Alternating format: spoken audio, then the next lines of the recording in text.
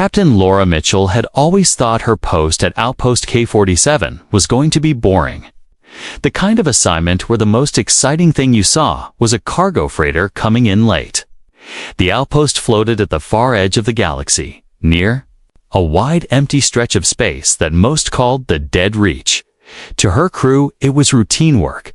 Check the scanners, send out patrols, file the daily reports. Repeat the cycle. But then, one quiet shift, something changed. Laura was in the command chair, sipping the bitter outpost coffee and listening to the hum of the consoles when Ensign Paul Rivers, a young officer fresh from training, leaned forward over his station, his brow furrowed. "Captain," he said slowly, "I've got something strange here."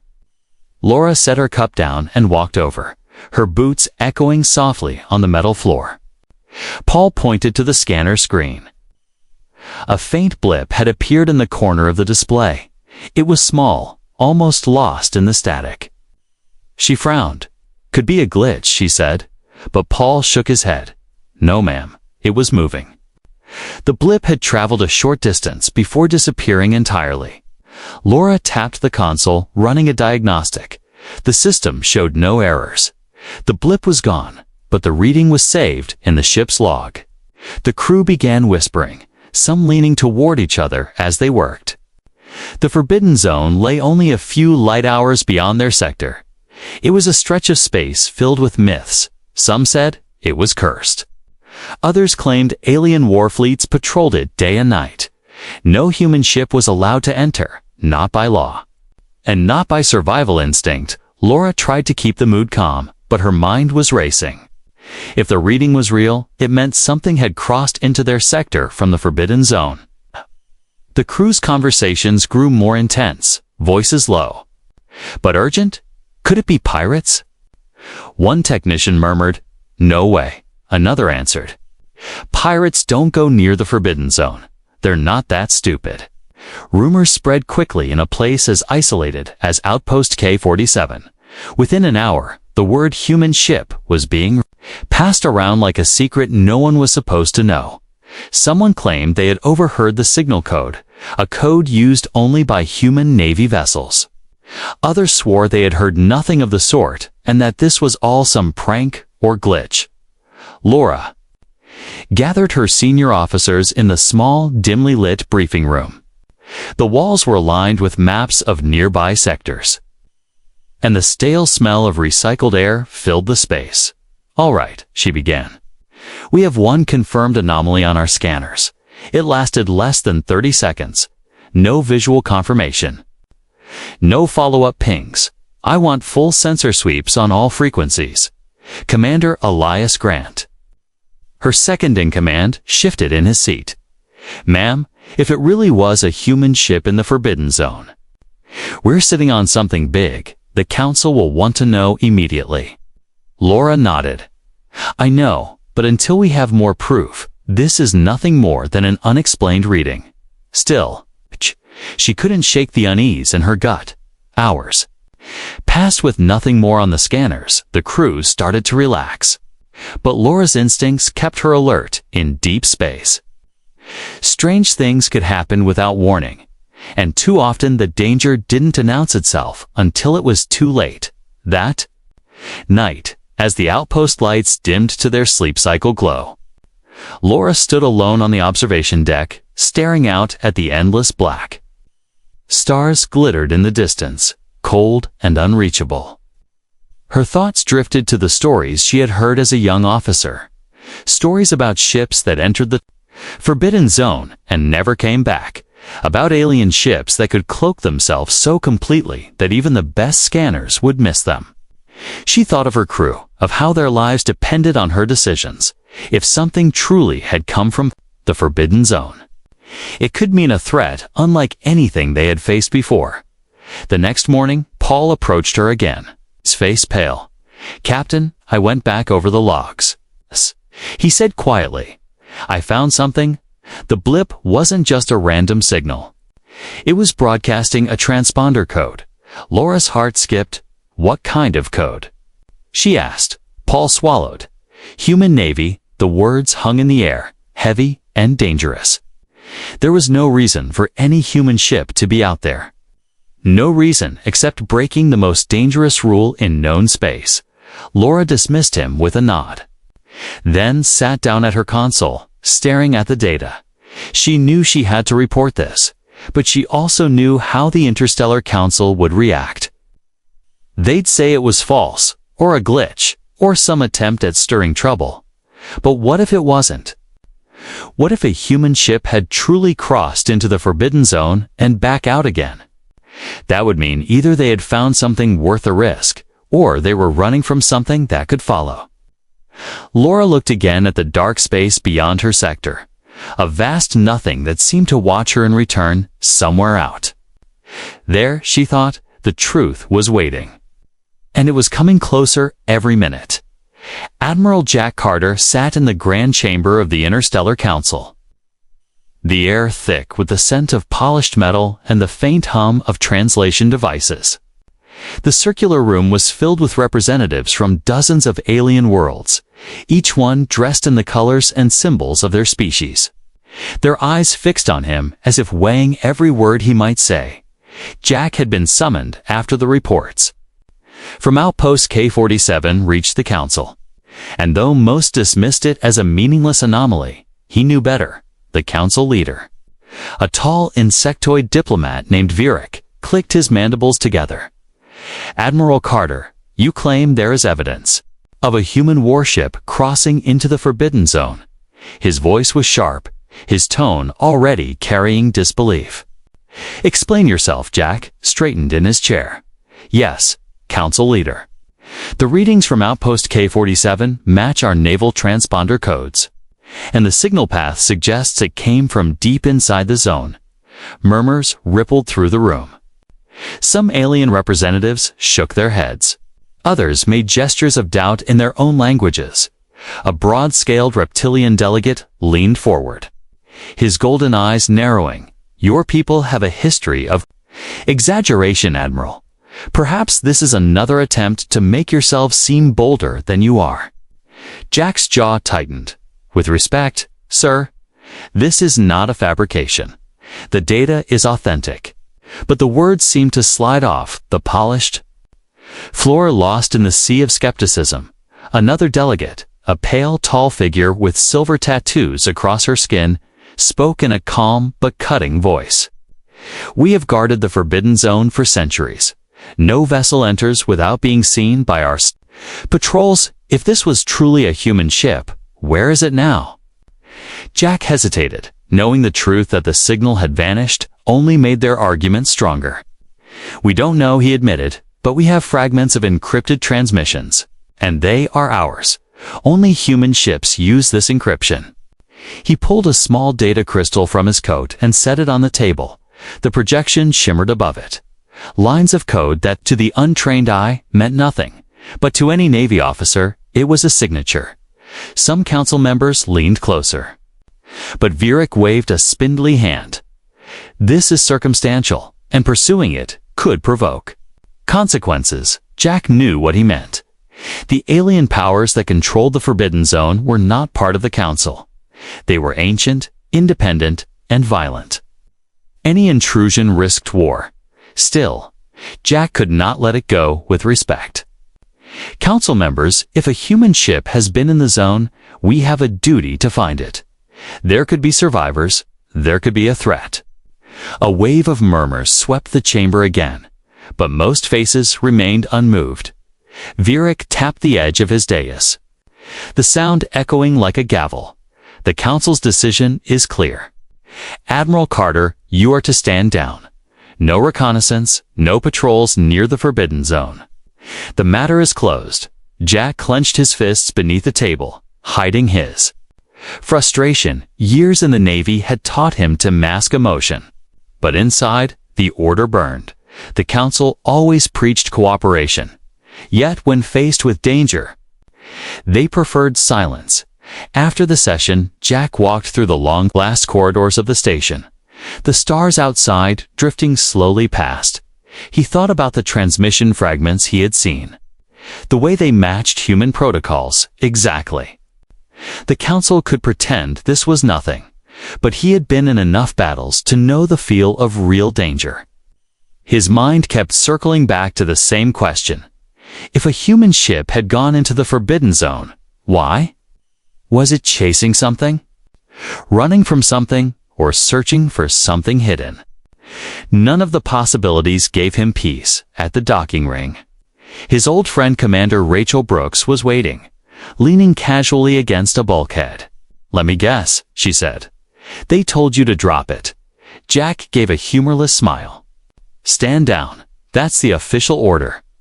Rachel raised an eyebrow. "And what's the unofficial one?" Jack glanced around, making sure no one was close enough to hear. "The unofficial one is that I'm not letting this go." Rachel grinned faintly.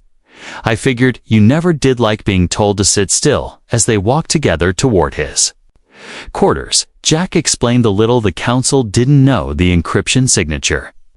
The way the signal cut out just after a sharp energy spike. The possibility that the ship might still be inside the zone. Rachel listened without interrupting, her eyes sharp and calculating when they reached his door. She turned to him. "If you're going to look into this, you'll need more than just me. And you'll need a ship that can get past the council's patrol routes without drawing attention." Jack nodded slowly, his mind already running through names. People he trusted. People who could keep their mouths shut. He knew that from this point forward, anything he did would be against direct orders. If the council found out, his career would be over, but some things were worth the risk. That night, Jack stood by the viewport in his quarters, staring out at the cold sweep of stars. Somewhere out there, past the border everyone feared, there might be answers, and maybe danger, waiting with them. But in his gut, he knew this was something humanity couldn't ignore. Jack didn't waste time after his meeting with Rachel. The council might have closed the case, but in his mind, the mission had already begun. The first thing he needed was a crew, not just any crew, but people he could trust completely.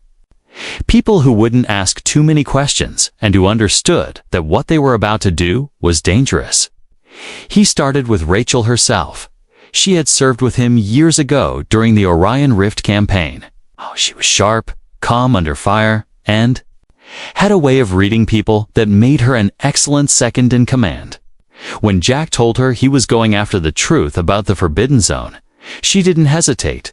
"When do we leave?" she asked. Next, he reached out to Tyler Morgan, a brilliant engineer who had been working at a repair dock on Vega Station. Tyler was a big man with oil-stained hands and a laugh that could shake the room. He was also known for getting ships to run faster and quieter than their specs allowed.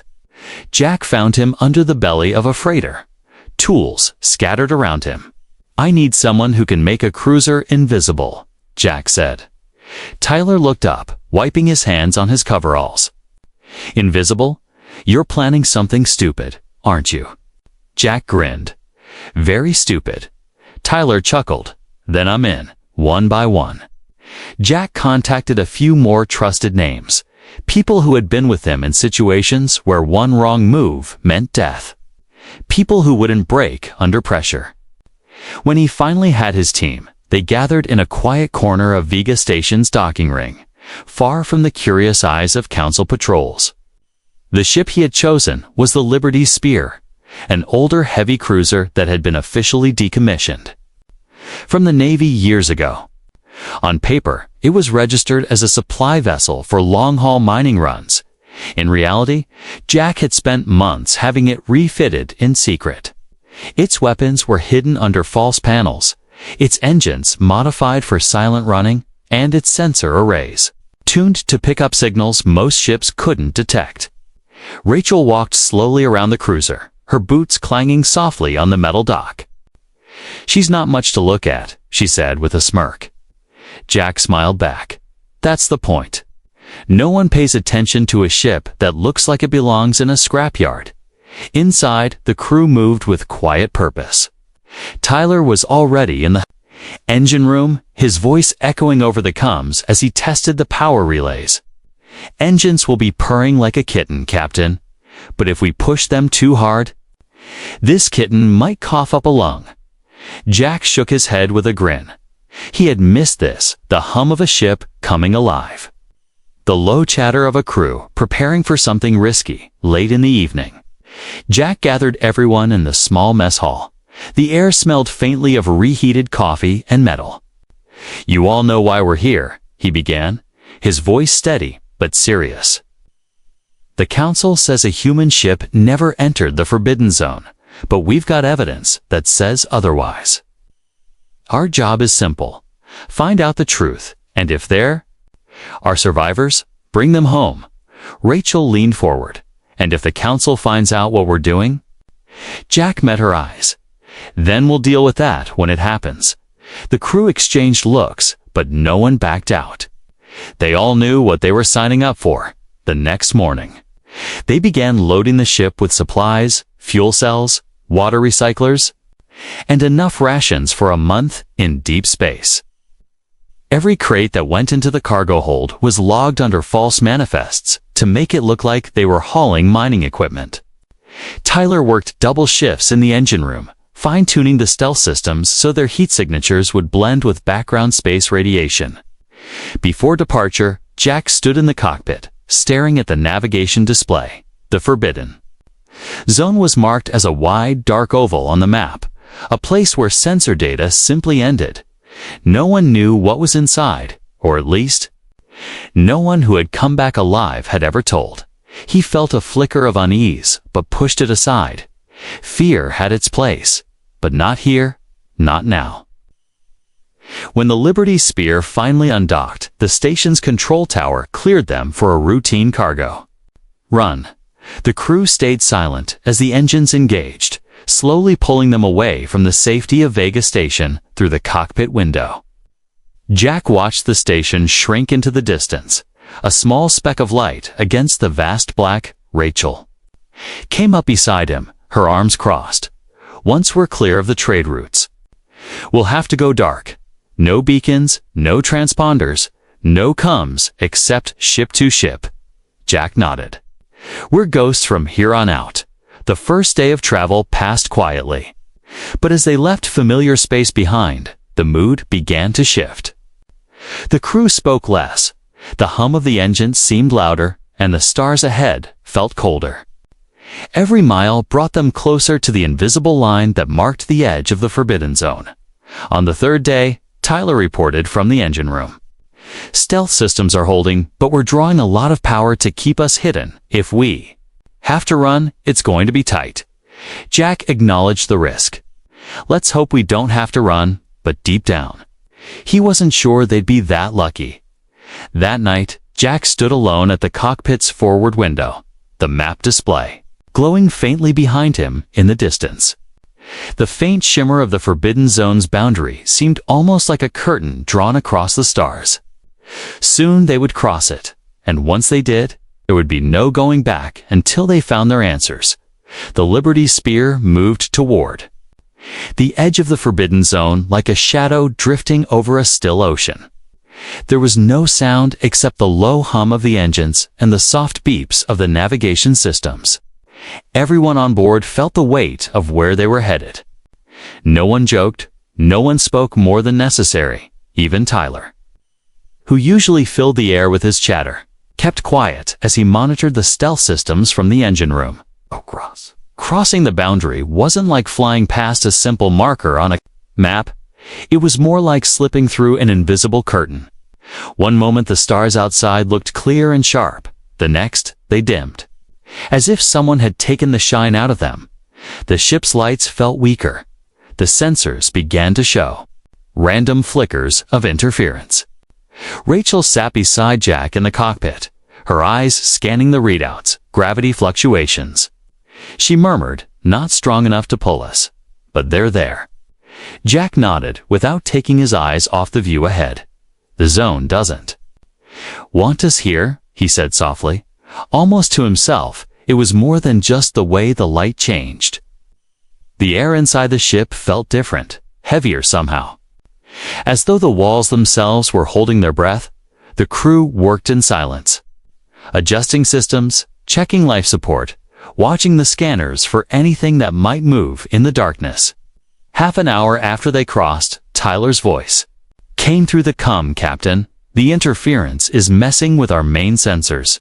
I'm getting random spikes, like something is out there 1 minute and gone the next. Jack leaned forward. Could be debris, could be a cloaked ship. Keep tracking. Tyler gave a short reply, but the unease in his tone was clear. Rachel began running a sweep using a backup sensor array, older, less advanced, but less likely to be affected by whatever strange energy was filling the zone. The screen lit with faint lines, most of them noise. But then one caught her attention. A weak engine signature far ahead. Human, she said quietly. It's almost gone, but it's ours. Jack's grip tightened on the arm of his chair. Distance. Rachel shook her head. Too far to tell exactly, and the signal is fading fast. They adjusted course to follow it. But the strange gravity waves made navigation tricky. The ship drifted slightly even when the engines were steady. It was like flying through deep currents beneath a black sea. The deeper they went, the stranger it became. A large shadow drifted across their path. At first, it looked like a massive asteroid. But as they passed closer, its surface shimmered faintly. Almost as if it were alive, Jack ordered more distance. Not willing to take chances, the crew began to notice small details. The stars outside didn't move the way they should when the ship turned. Distant shapes seemed to shift when you looked at them too long.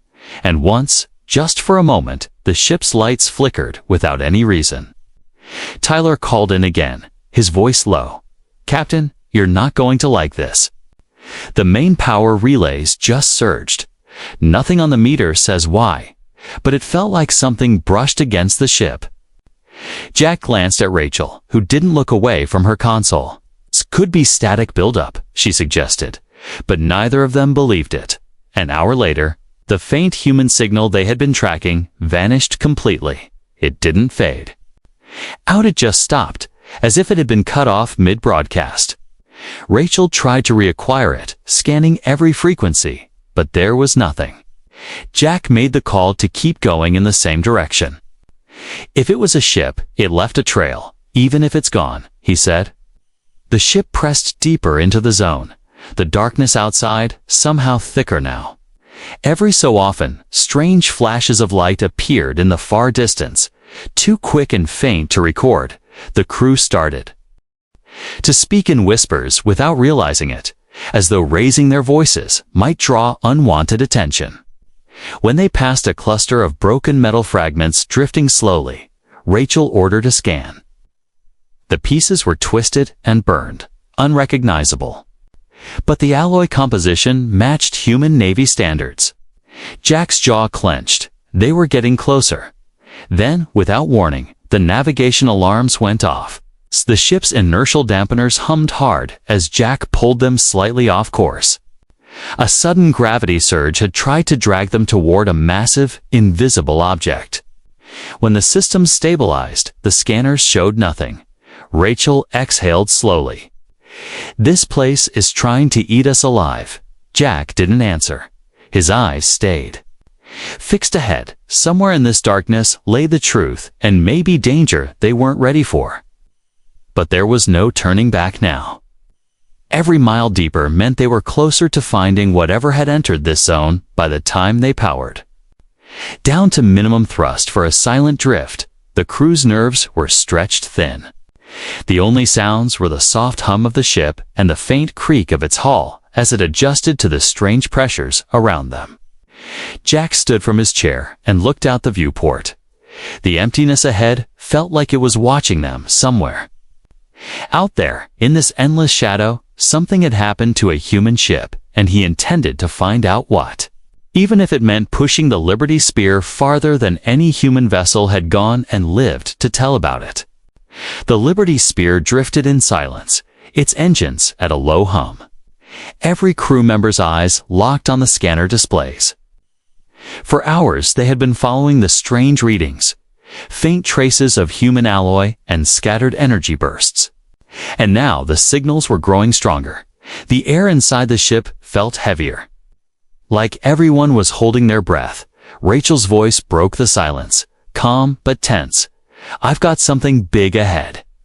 Jack moved to her station, leaning. Over her shoulder, on the display, was a shape, faint and distorted by interference. But definitely large, could be an asteroid. Tyler's voice came through from the engine room. Or, Rachel said quietly, it could be a ship. As they approached, the object began to take shape against the darkness. The closer they came, the clearer it became that this was no asteroid. The jagged silhouette told a grim story. A warship, human in design, but broken almost beyond recognition. Its hull was torn open in several places. Massive scars running along its sides like deep wounds. Jack ordered the ship to stop a few kilometers away. "No sudden moves," he said. Rachel began scanning the wreck, her eyes flicking between readings.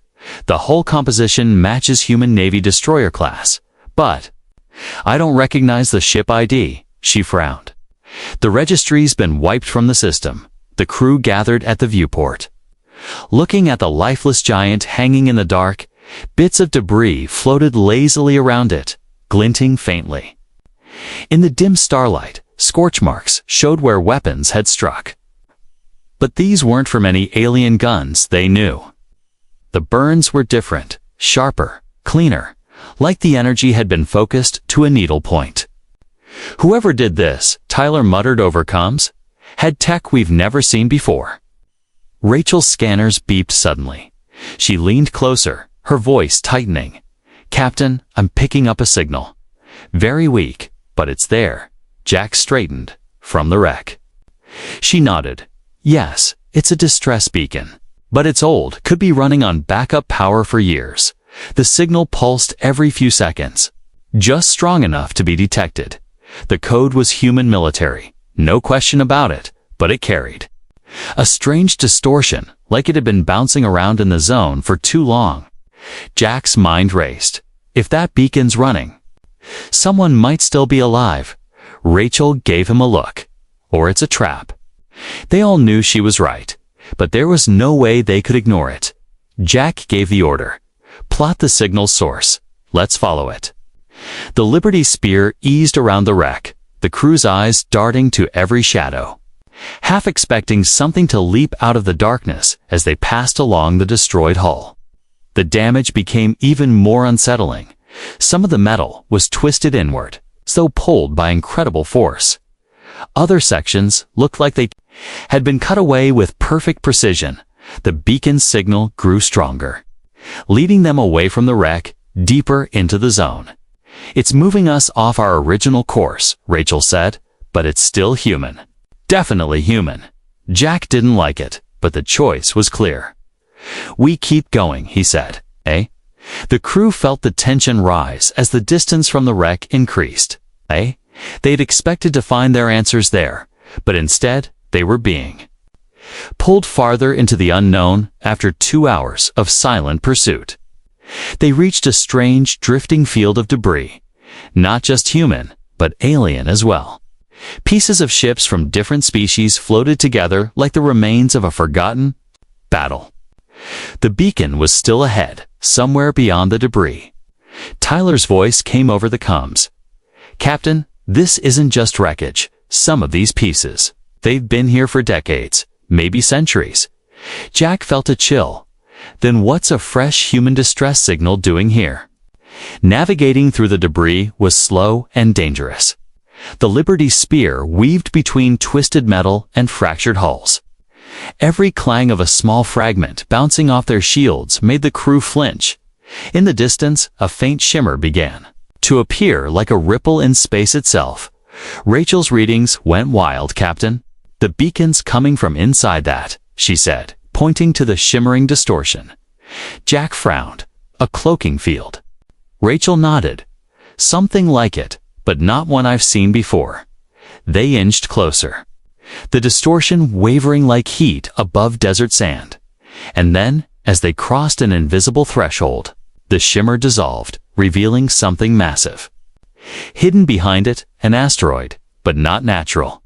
Its surface studded with metal structures and docking bays carved into its rock. Faint lights glowed along its edges. The beacon was coming from deep inside. Rachel confirmed, "This is it." Jack stared at the hidden asteroid, his mind racing. This wasn't just a wreck they'd found. This was a base, a place built to stay hidden, and if the beacon was still active, it meant someone wanted to be found, or wanted to lure them in. The crew exchanged uneasy looks. No one said it out loud, but they all knew this was the point of no return. Once they entered, there was no telling what they'd find. Jack's voice was steady when he gave the order, "Prepare to dock." But inside, he felt the weight of the unknown pressing down harder than ever. The Liberty Spear glided slowly toward the hidden asteroid, every light inside the ship dimmed to keep their approach quiet. The docking bays carved into the rock looked old but still functional. Faint lights marked the edges of the entrances, like tired eyes watching them come closer. Jack sat in the captain's chair, his voice steady but low. "Rachel, take us in slow. Tyler, keep the engines warm in case we need to leave fast." As they crossed into the bay, the heavy blast doors rumbled open, revealing a dark hangar. Their landing skids touched the deck with a deep, metallic thud. The sound echoed in the hollow space. Then silence. No welcoming party. No gunfire, nothing at all. The only movement came from thin wisps of dust drifting in the air. Jack stood, checking his sidearm. Rachel and two security officers fell in behind him. The docking ramp lowered with a hiss, and cold, stale air rolled in.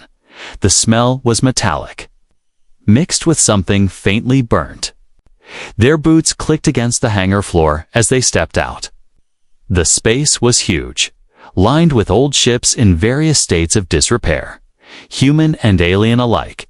Some looked as if they hadn't moved in years. Rachel scanned the area, her voice low. No heat signatures nearby, but there's power deeper inside. Jack nodded. "Let's follow it." They moved through the hangar, their footsteps echoing. Past abandoned cargo crates and broken machinery, the walls were marked with strange symbols. Some in human script, others in languages Jack didn't recognize. The deeper they went, the more it felt like the place had been pieced together over decades. A mix of tech from different eras and species, turning a corner. They found a corridor lit by dim emergency strips. The faint hum of a generator reached their ears. Then, from somewhere ahead, came the sound of slow, deliberate footsteps. Jack raised a hand, and the team stopped. Moments later, a figure appeared, tall, bearded, wearing a patched Navy uniform, his eyes widening when he saw them. "Humans," the man said, his voice rough, almost disbelieving. Jack lowered his weapon slightly. "We're from the Liberty Spear. Who are you?" The man hesitated, then gave a small, almost weary smile. "Captain Daniel Price, United Earth Navy." "Or what's left of it." Jack stepped forward. "You sent the distress beacon?" Price nodded. "A long time ago, though I stopped expecting anyone to answer years back." He looked them over, eyes lingering on their clean uniforms. "You're not from the council, are you?" "No," Jack said. "We came on our own." Price gave a dry chuckle. "Then you're either very brave or very stupid." He turned, gesturing for them to follow. "Come on. There's a lot you need to see." They followed him through winding corridors, some so narrow they had to go single file, until they reached a large chamber lit with makeshift lighting rigs. There were people there, at least 50 men, women, and a few children. Some in tattered Navy uniforms, others in civilian clothes. All of them looked worn but alive. Rachel's eyes widened. "You've been here all this time?" Price nodded. 22 years, give or take. "We were part of a recon mission that went wrong. Our ship was hit by something we couldn't see. Half the crew died in the first week, the rest. We built this place from what we could salvage." Jack looked around the chamber at the patchwork of tech keeping these people alive. "Why not try to leave?" Price's expression hardened, because every time we tried, something found us. Ships that didn't belong to any species we knew. Fast, deadly, and completely silent. They didn't bother to hail or threaten. They just destroyed us, Rachel. Glanced at Jack, her voice quiet. The stories about the Forbidden Zone. Maybe they're not just stories. Price led them to a small table covered in maps and hand-drawn diagrams. He pointed to one, a sketch of something massive with sharp, angular lines and no visible engines. This is what we think controls the zone or guards it. We call it the Warden. Jack studied the drawing. You've seen it? Once, Price said, and that was enough. We learned to stay hidden, keep our power use low, and never send a signal unless we were ready to fight. Rachel looked at him sharply. Then why send the beacon? Price's eyes darkened. Because lately, the Warden hasn't been the only problem. There's something else moving through the zone. Something worse. Jack felt a chill crawl up his spine. Worse? How? Price hesitated, then said, because it's not just destroying ships anymore. It's taking people. The room was silent for a moment, the quiet hum of the generators suddenly feeling louder. Jack knew they had stumbled onto something far bigger than a lost ship. This was a hidden war no one outside the zone even knew about. Price looked at him squarely. You came here looking for answers, Captain, but if you stay, you'll find more than you bargained for. Jack didn't look away. Maybe that's exactly what we need to find. Jack stood at the edge of the table, staring at the rough sketch of the Warden and the scattered notes Captain Price had made over the years. The air in the room felt heavy, not just from the recycled oxygen, but from the weight of the choice that was starting to form in his mind. Rachel stood beside him, arms crossed, her eyes scanning the diagrams like she was trying to see beyond the paper. Tyler had joined them, grease still on his hands from helping the survivors repair one of their failing generators. Price leaned on the table, his voice low but steady. You need to understand something. What's hidden in this zone isn't just some relic or abandoned tech. It's a weapon powerful enough to make the rest of the galaxy bow to whoever controls it. He paused, his gaze shifting from Jack to Rachel.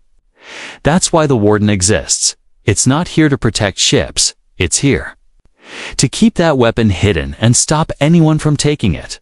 Rachel frowned. And you want us to help you protect it? Price nodded slowly. We've been keeping it out of the wrong hands for over 2 decades. But lately, something has changed. Other forces are moving in, and I don't know how much longer we can hold them off. Jack stayed silent, his thoughts spinning. If this was true, the weapon could shift the balance of power in the galaxy overnight. Humans had been growing stronger in recent years, but they were still far from the dominant force. Having something like that in human hands could change everything. But it could also make them the target of every other species. Rachel glanced at him, her voice sharper now. Jack, you know what this means. If this weapon is as powerful as he says, it's not just about protecting it. It's about deciding if it should even exist. Something like that will start a war, no matter who controls it. Tyler leaned on the back of a chair. We could destroy it. Make sure no one ever uses it. That would solve the problem for good. Price's jaw tightened. You don't understand.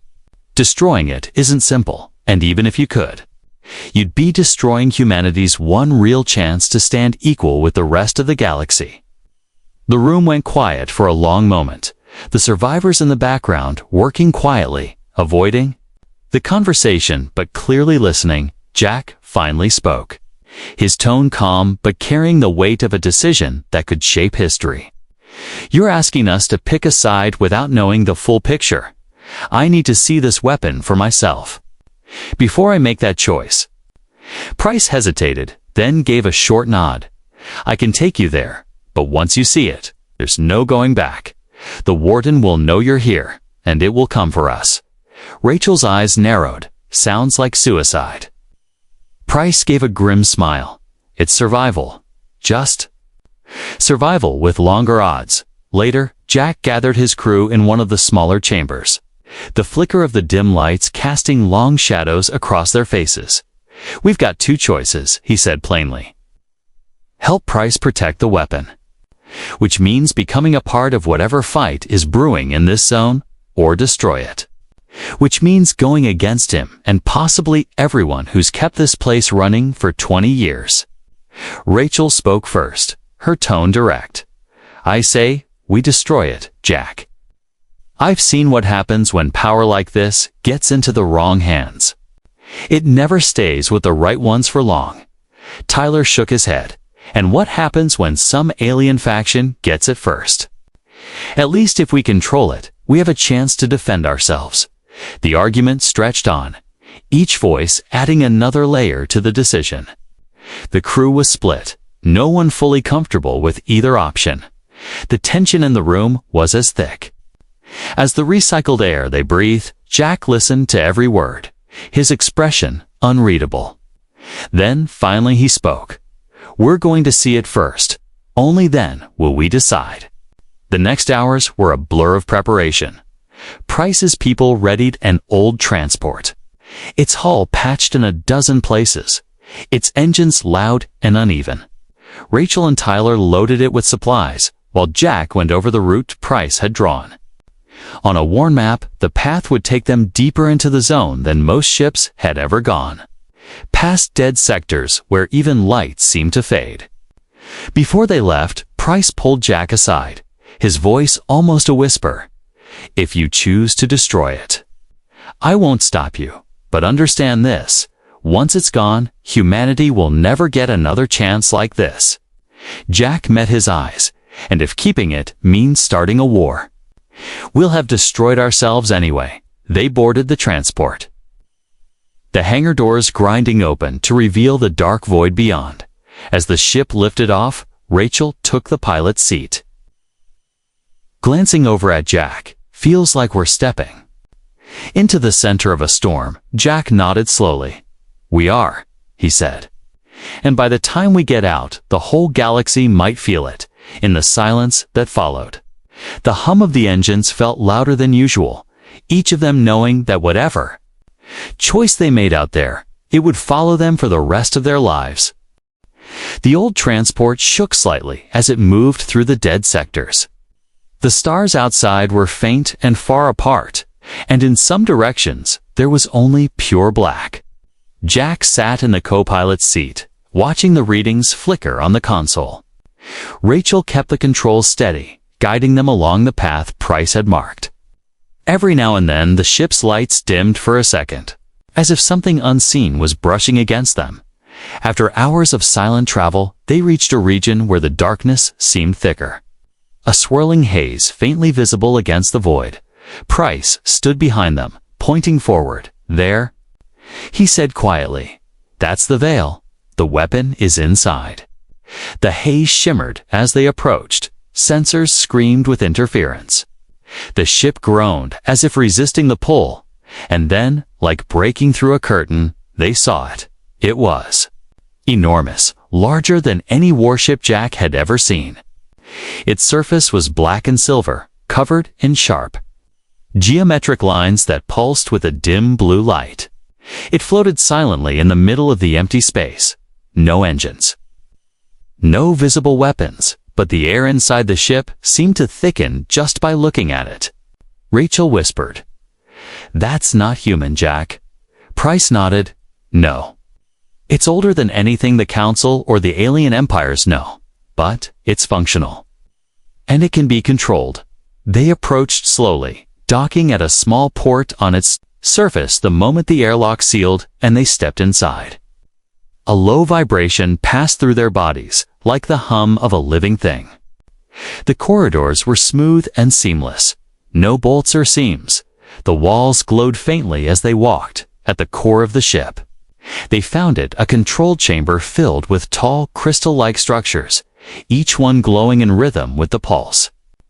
Outside, in the center, stood a single platform with a narrow console. Symbols danced across its surface in a language none of them knew.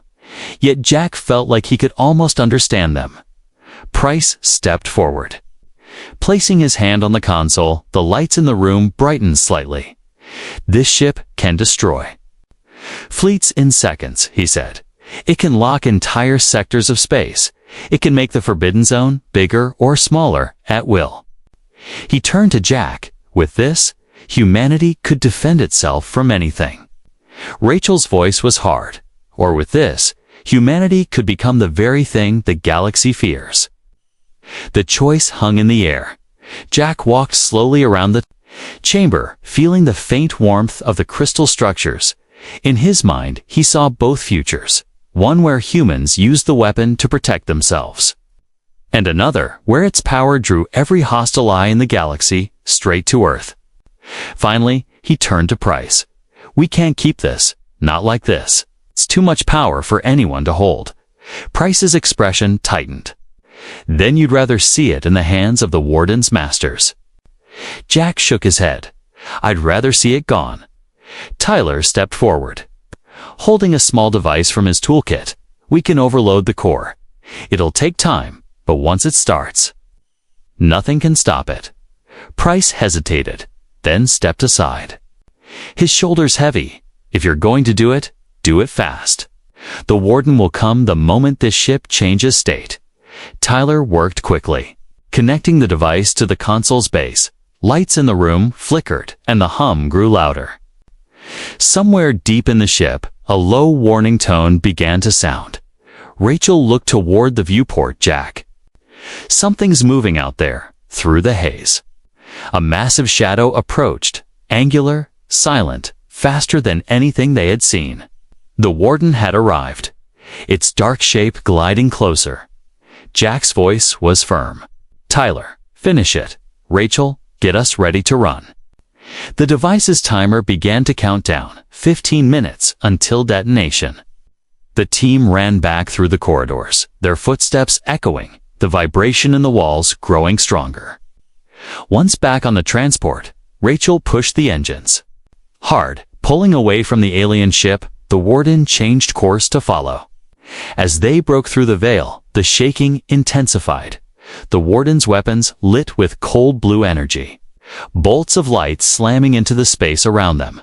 "Rachel, weave the ship through the fire," the hull groaning with each near miss. Tyler shouted over the comms, 5 minutes. Jack kept his eyes on the scanners. "We just need to make it clear before it blows." The Warden closed the gap, another blast skimming their shields. Alarms blared as systems overheated.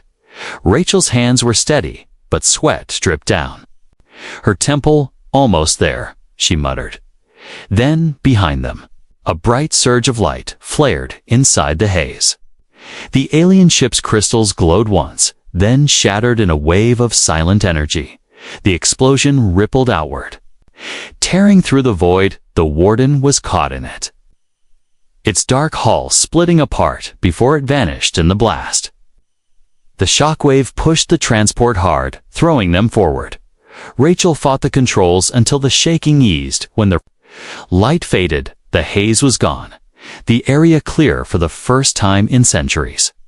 No one spoke for a moment, the quiet almost unreal after the chaos. Price finally broke the silence, his voice low. "It's over." Jack looked at him. "No.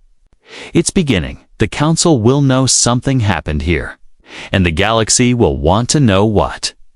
They returned to the Liberty Sphere and left the Forbidden Zone behind, the stars growing brighter as they crossed the boundary, but the weight of what they had done and what they had destroyed stayed with them.